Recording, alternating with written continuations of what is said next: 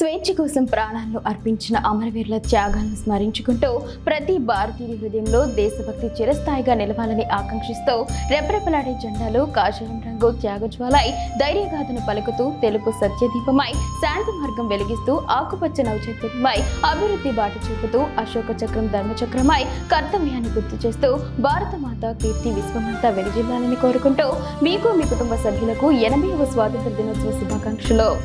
తెలియజేస్తున్న వారు new TV Telugu news channel MD doctor Chalavadi లక్ష్మణుడు మరియు CEO శ్రీమతి చలవాది దీపిక.